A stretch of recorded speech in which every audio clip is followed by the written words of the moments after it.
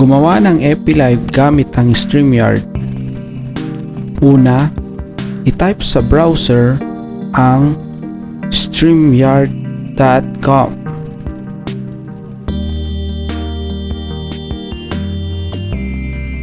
Click OK. Para makagawa ng account, pindutin ang Get Started. I-type ang email,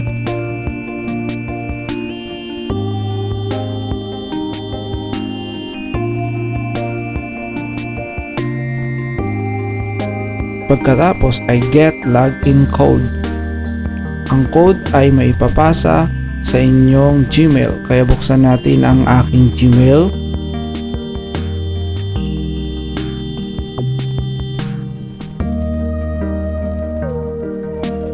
So dito sa aking Gmail, i-copy paste ang code papunta sa box.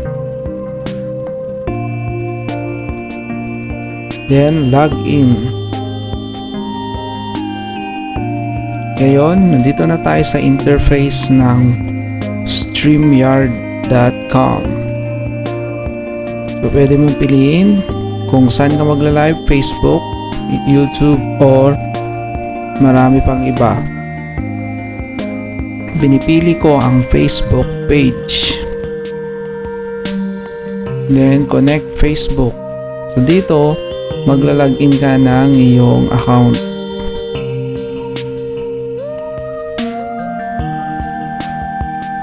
Pagkatapos ay piliin ang inyong page kung saan ka magla-login. Then ito na yung interface ni Streamyard. Pindutin ang Create Broadcast. Then pindutin ang logo ng inyong page. Isulat ang title ng iyong live at maglagay ka na rin ng simpleng description.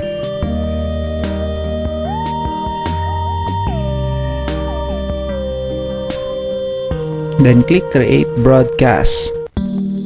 Then mapupunta na tayo sa live setup ng Streamyard. So allow lang natin ito, microphone at camera.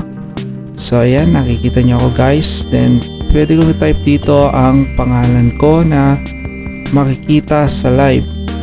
So dito sa live interface, pwede mong mapalitan ng setting.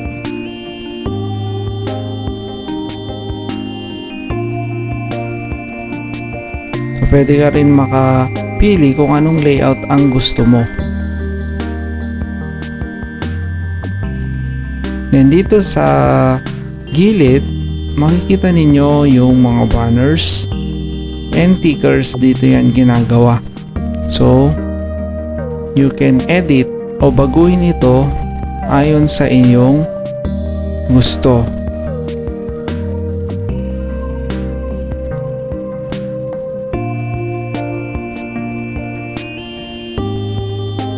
Ito po ang inyong makikita kapag click ito.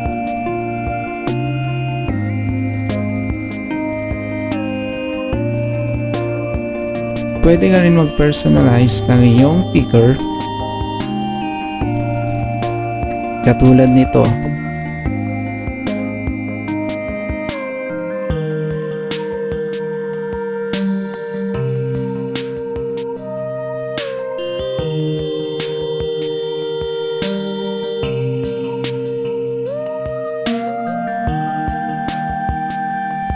Pindutin ang share upang mapili ang video na gustong i-live sa iyong live session.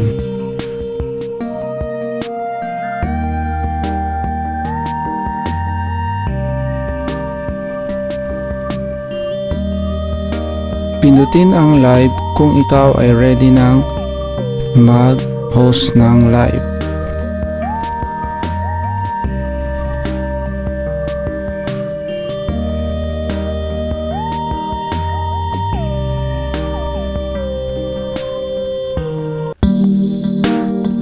Now, tignan natin kung nakapag-live na tayo sa FB page.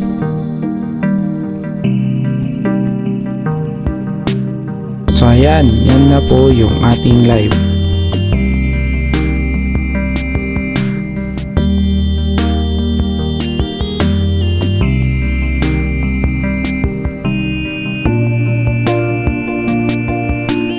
Pwede mo pindutin ang end broadcast kung ikaw ay tapos nang mag-live.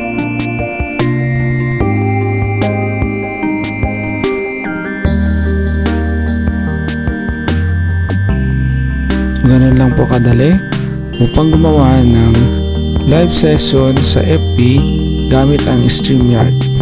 Thank you sa panonood.